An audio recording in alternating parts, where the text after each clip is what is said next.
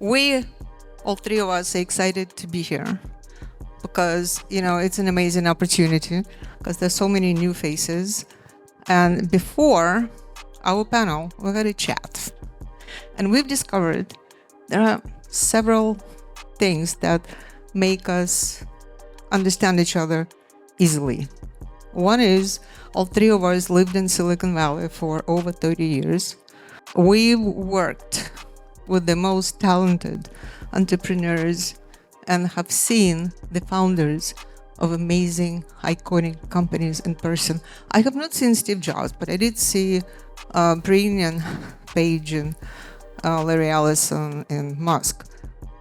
I'm sure, obviously, Arnon has done it many times and close.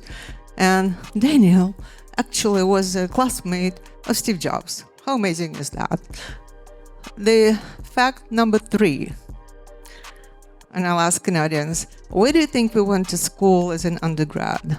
Was it high tech? Was it engineering or something else? Any ideas? What can unite the three of us? They have no idea.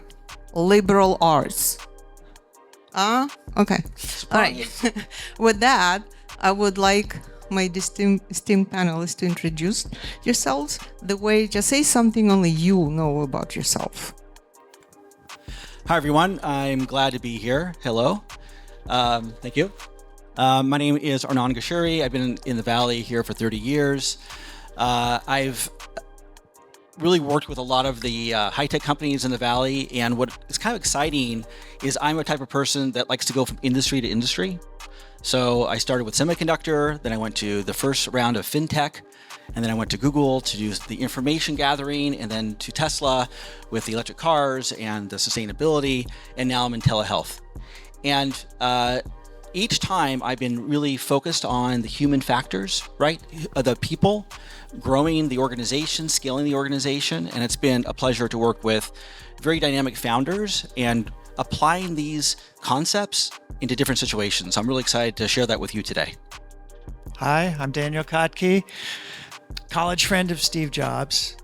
Steve and I became friends, in particular, over a whole series of books about Hindu spirituality, starting with Be Here Now and Autobiography of a Yogi and Way of the White Clouds and the Gospel of Ramakrishna. And that is the focus of the memoir I'm going to write someday. We went to India for 4 months looking for gurus. Steve was more disappointed than I was. I didn't have high expectations. Steve was a very ambitious person. He wanted to find a guru who was going to make him enlightened. Anyway, we came back. I went to Columbia to study music, and Steve started to work at Atari making video games. And then the Altair came out in 1975. So the Altair came out, and that led to the Homebrew Computer Club, and because everybody wanted to build their own computer. That was a very popular idea at the time, at least in the computer engineering circles. And so in the spring of 76, I called Steve and asked how he was doing. And he goes, we're building this computer hobby project. And I said, maybe you need some help. I'll come help you. So that's how I got to be building Apple I's in his garage in 1970. I worked at Apple for 8 years, was a self-taught engineer, was a co-designer of the Macintosh. I have been involved in a dozen startups since then, none of which made me money. And when I left Apple, I didn't have any Apple stock. But Woz is such a great guy. He gave me a modest gift. Steve did offer to hire me into marketing. But at the time, I was a technician and I did not know how computers worked. And I just could not become and Steve started electronics in junior high. And I didn't have any background in computers or electronics. I had a background in liberal arts. And I think marketing was closer to liberal arts than hardcore engineering. Is AI important? Well, I think AI is important, but I think maybe people would like to hear about people. I think it's important to, regardless of industry, AI is an important, next phase of the transformation of our society, but it's going to be all about people, right? It's going to be all about how we build the companies, how we grow, how we scale, how we keep our humanity intact. So I thought that might be a nice topic for today. I think that AI is a massive wave, like the personal computer, or like the internet, or like the World Wide Web, or like mobile.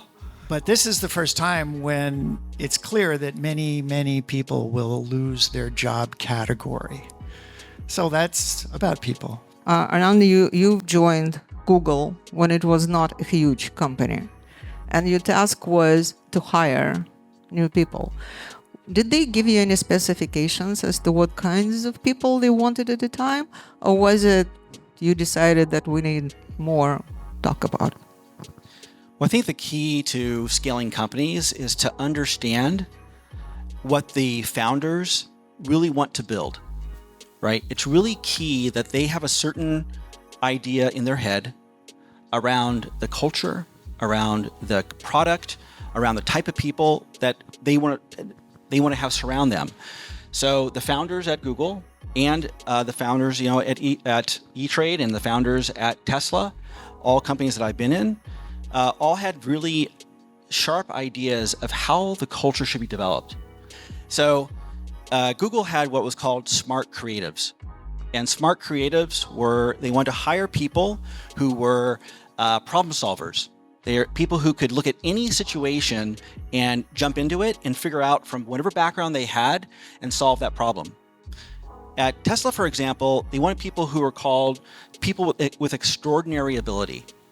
And that meant that through the hardest of situations, they were able to persevere. They were able to win. So both had two different types of people. One was these smart creatives that could solve multiple problems. And at Tesla, it was people who just could win in any situation. They figured out how to get across that finish line. So the quality of the people had to be shaped around those concepts. So, Daniel, you were next to Steve Jobs in the very beginning. What was the culture in the beginning? Would you comment as to what kinds of people was he hiring? Was it personal decision, or did they have an HR like Aaron?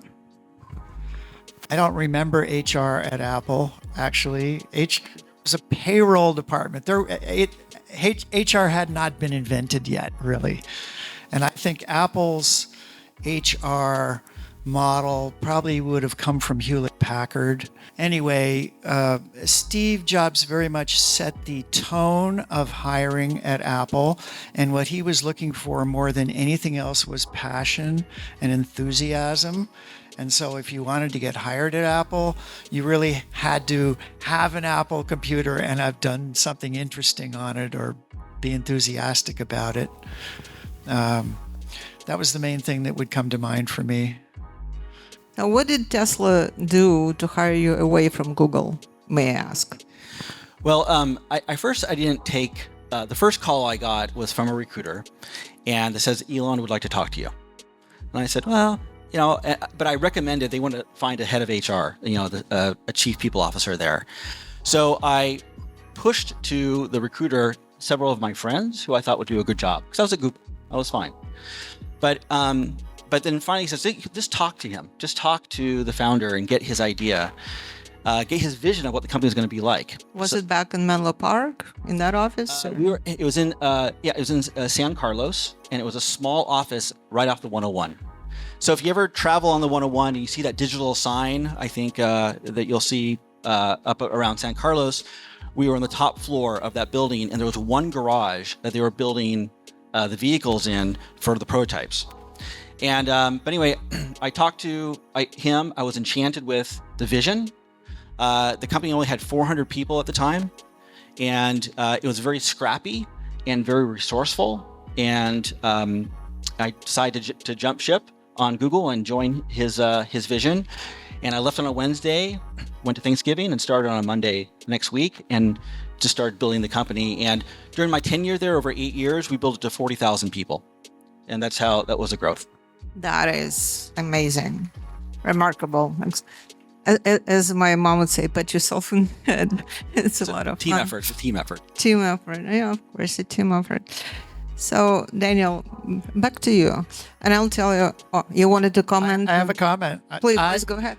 I was looking for a job in 2002 and applied at Tesla because I knew someone who worked there, and interviewed the whole engineering chain up to Mark Tarpening and JB Straubel, co-founder, and I was hired. And then the human resources person said, "Oh, I'm sorry, Mr. Kottke, we're out of money." You mean Tesla existed before Elon? Oh, Tell yeah. us more. Tell us more. Well, JB Straubel was the engineer, and Mark Tarpening, and let's see who was the third guy. But they had the idea to make an electric car, but they weren't wealthy. The big topic for them was what kind of battery to use. And the answer, after it took probably at least a year of building prototypes, they finally hit on the idea, forget these custom batteries, just use a standard cell, and the 18650 is what they went with. So it was modular. That was a large part of the success, right? Yes. I just want to maybe talk a little bit about what Hughes mentioned. So my experience at Google at the time, as I was there from 2004 to 2009. And I got there, it was about 1,800 people. I worked closely with the founders to kind of design the architecture for how to hire there and build out the whole team. And we grew it from 1,800 to about 35,000 when I left. The one thing that was a big change, and you mentioned this a little bit, is that in terms of like the cost, that Google was already printing money at the time, right? So when I asked for something there, they said, okay, I said, hey, I want to design a recruiting function for colleges. They go, okay, here's 5 million, go and enjoy yourself. Woohoo, so off I go, right? I went to Tesla, and they said, well, we're not quite there yet. So you have $20,000 to build, a global recruiting function. So I said, okay, a little bit different. But what it did was it drove us to think scrappy, think resourceful, be super creative, because still they wanted the top candidates in the world to come to the company and build it. And I'm sure a lot of founders here, or a lot of folks working in companies or starting companies, money is always tight. Right? It's tight. And when you're funded, it's a privilege to use it. But anyway, so we had to think creatively and not spend money, but still build a giant multinational company being super scrappy and resourceful. Mm-hmm. Speaking of money, the subject dear to me, right? Because we're in the business of investing money. Now the question is, by the time you've joined Google, they already have accepted money from the leading venture funds. They were profitable, but they still had venture capital representatives on the board. Apple, Daniel, I do not believe that I did not. No, did Sequoia invest by them? You were there? No, probably it was afterwards. Sequoia didn't exist yet. Right, that's what I was thinking. So my question is, when I talk to entrepreneurs, and they all want to know when will an investor give them money? Obviously, when they don't need it. Okay, that's usually the case. But is a beautiful idea enough, or do you need to already show the whole process that will take them to this enormous exit? What, 20 startups? How did you fund them? I didn't. I mean, they didn't succeed. I was only a co-founder of several, maybe 4. I'm a self-taught engineer, and I love to build things. So I'm in the school of build the prototype first. Just build the prototype, find a customer, or at least find some people enthusiastic about it, and start selling something. But then the world of mobile came along, and everybody just wanted to build apps. They wanted to get funded for the idea of a certain app, and sometimes that works. Sometimes it does. I don't know. If you look at the old Silicon Valley companies, they always had hardware first. So, Yeah, that was a long time ago. it was a long time ago. Now when people say I'm in hardware, go, probably not. Right, a different time now. I mean, with AI and Right. it just. Now let's go back to AI. Is that the solution for everything? Because now anybody can whip up an app, attach some AI tools to it, ask ChatGPT to make a beautiful website, and you're in business. So what will AI kill? What jobs will disappear? From your perspective, of course. Gosh, I haven't really thought about it that way. Lots of people are talking about so many jobs that are going to disappear. But what it looks like to me is what, on the positive side, prompt engineering, whole new field. Describe it to people. Does everybody know what a prompt engineering Okay. is? Me, No, define it. There are 3 people back there. the thing about GPT is it knows more than any human being will ever know. And so that's a great resource. But depending on what you're trying to find out, you have to write your question. Prompt is just the question. But it's like the input to a computer program. And so sometimes you have to change the way you ask to get the answer you might be looking. What happened to travel agents? They went away a long time ago. And I used travel agents for years, but then Orbitz came along and Travelocity, and that was a web-based interface, and that worked okay. But now travel, just to give an example, is even more complicated than it used to be. So, and guess what? GPT will not help you make travel plans, but Perplexity, for one, that's another AI company. So they do web searches. You ask a question, they'll do a web search and present you with choices.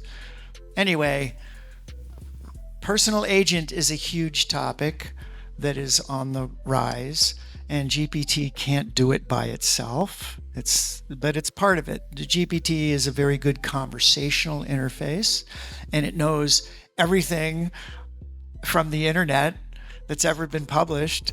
So that's an advantage. Okay, so you're being merciful. You just named one category. Because if you listen to certain experts, they'll just say, that's it. Everything will be replaced. You people will get your universal basic income. Forget about anything else. But I know that you might have a different perspective because you're in the business where you're still hiring, right? There are major layoffs. So my question is, when you're hiring these days, who do you hire? There's still a lot of roles. So let me tell a quick story first. You mind? I'll be brief. I promise. Good. So I'm old enough to know when kind of the internet was coming in 1996. The internet started to make a big boom, and I was working at Applied Materials, which is a semiconductor manufacturing organization, and when the whole World Wide Web and the internet came into, we only had 10% of the computers at the company had a browser on it. And the leaders were concerned that the internet, or this World Wide Web, this new thing, would be distracting.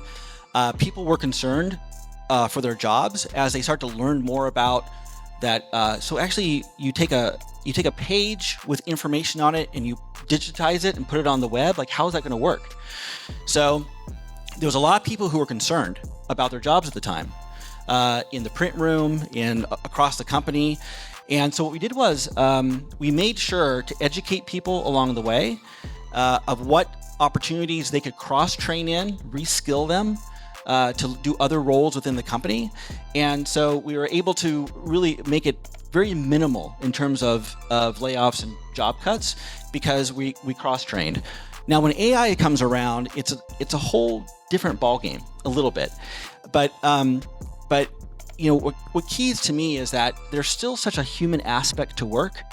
There was a couple surveys that came out, and all of them talk about the biggest jobs out there that need to be preserved is those that can manage people, right? Those jobs. But if there are no people left, do they need to manage people? Well, there's 8 billion people out in the world, right? So in how you customize whatever type of product you have, personalize it to reach all these people. So there's not enough jobs to go around right now. I mean, I'll only do one a telehealth story.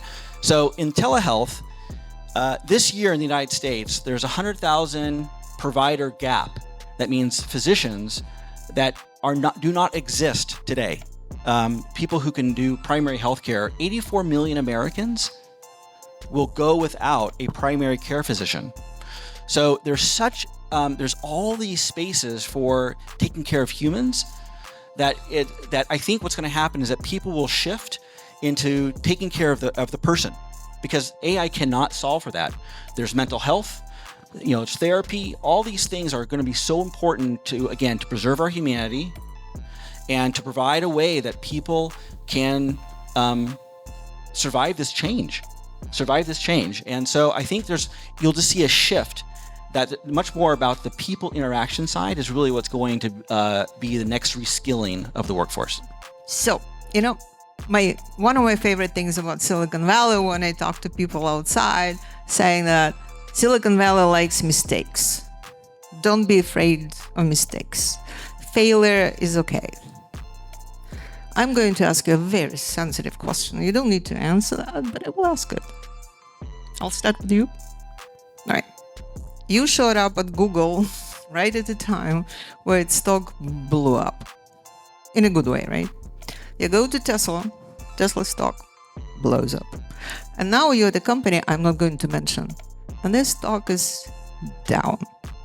It was like 300 during pandemic. It's 15 now. How do you feel? Well, I'll rephrase that. After riding high, it's all about money. Sure. The company's still servicing millions of people every day and in the telehealth, right? But I think there's a lesson here that I really want to emphasize for this group, is that learning about how to grow companies doesn't come from success, right? We all hear this. It's really the failures and the trials and the hardships and the bumps that make us stronger as leaders, make us stronger as professionals, because we have to go through that. Because even during the time where Google or Tesla was rising or expanding, I made a ton of mistakes. I tried something, it didn't work. I tried something else, that didn't work. I'm limited on time in terms of getting things right. But failure is the best teacher. It really is. And I know that's the saying that goes around everywhere, because now I go, all right, so this is what I won't do again. Because for a startup to be successful,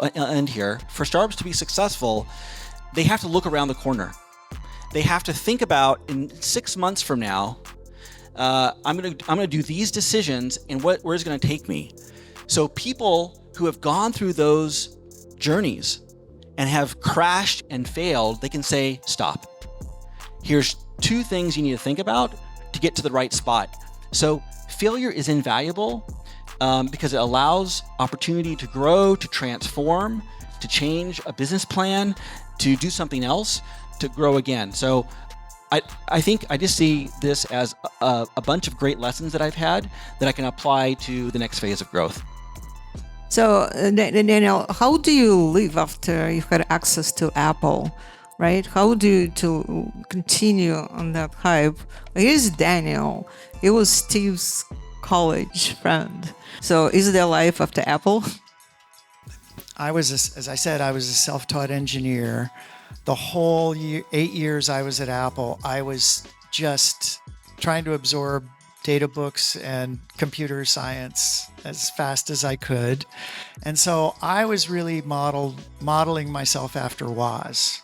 And however, many years later, it wasn't till I didn't become an entrepreneur until the 2007. I was a co-founder of a video hosting startup, a lot like YouTube.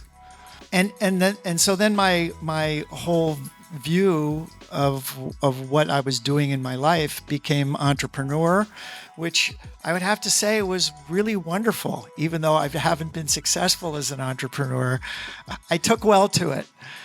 And I spent a whole year, 2008, making pitches to VCs, trying to get funding. And we never did get funding. You know, the vast majority of startups are going to fail anyway, more than 95%.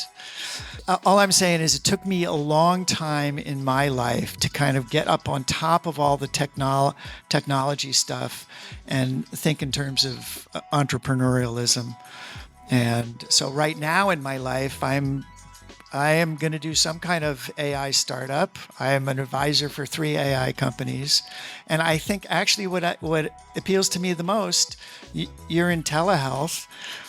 The article I saw recently was about how in healthcare, a major new wave is pop-up clinics, not pop-up, but small, smart clinics in mini malls, not big hospitals. And then you think, well, actually, the small clinics need AI to do patient intake, to ask all the questions and build the medical records. So that's what I'm really interested in right now.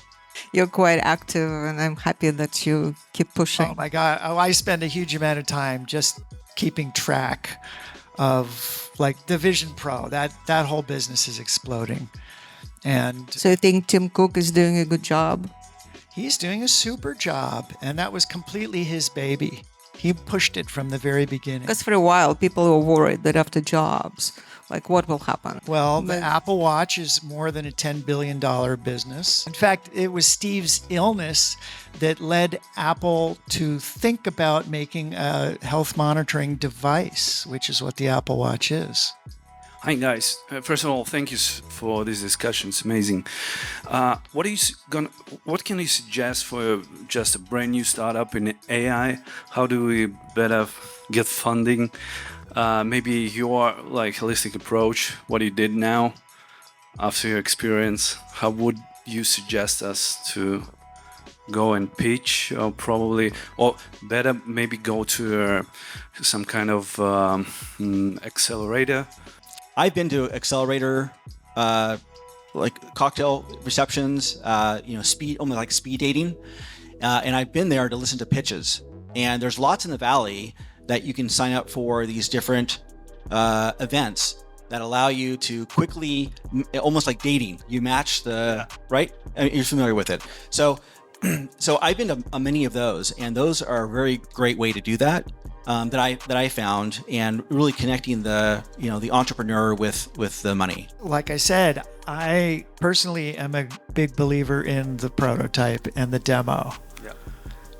And so if you have a demo, yes, we do, and it's appealing, then you can spend years looking for funding.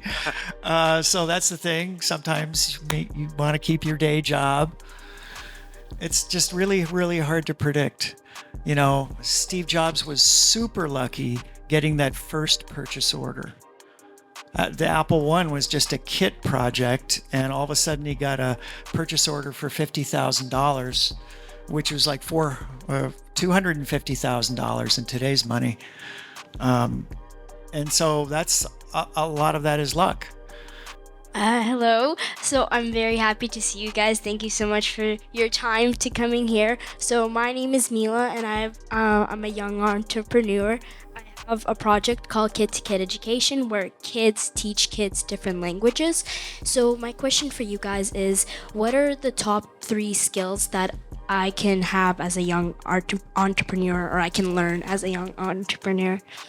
Okay, so luck is very important. You have to be passionate and work hard. Of course, you want to be smart about what you're doing. And I would add, think about exactly who your first customers are and then be laser focused on making them really happy. There's no substitute for that. Awesome. Thank you so much. Yeah. So I'm gonna grow on his answer. So I'll give you one important one, if you don't mind. So I think related to the passion piece he mentioned, what I found successful in entrepreneurs is they inspire others, right? They there's a vision for the company, a vision for your peer-to-peer learning, and there's people out there that would be perfect for them, like their personal values, what they want to do with their life, what they want to do with their time is to help this type of cause and this type of venture.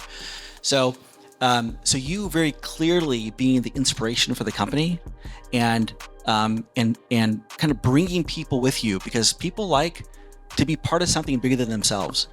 So if you could articulate that, if you can talk about that to people and really present a clear vision for your organization, for your company, then people get drawn to you, and you'll start to build like people that are like you to help build the company. It really is an important unifier.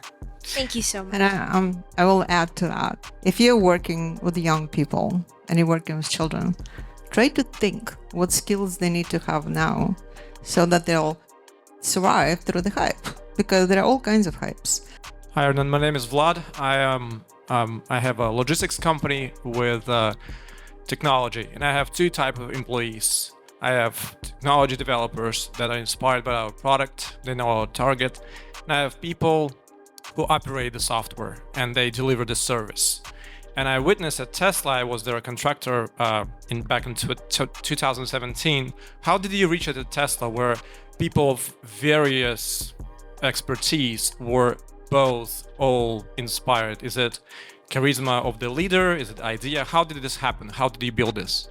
So I would attend new hire orientation, which after you hire a bunch of people every Monday, from 100 people to 300 people would go into a room and you learn about the company.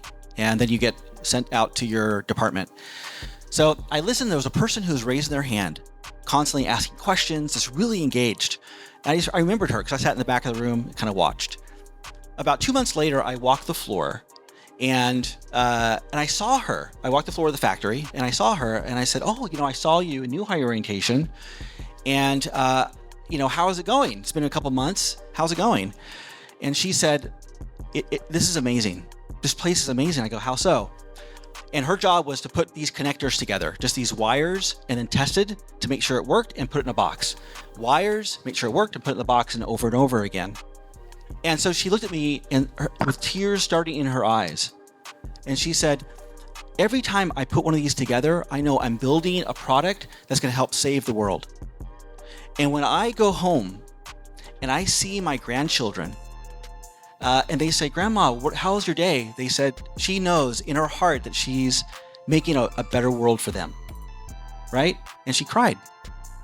So it's almost like whatever startup you have, when you inspire, what I mentioned, right? You inspire with a vision, you tell the story, and you make sure people hear it and internalize it. And then every day they just live it. Every day they live it. What a beautiful way to finish. Thank you, Arnon and Daniel. It was wonderful. Thanks, everyone. Thank you.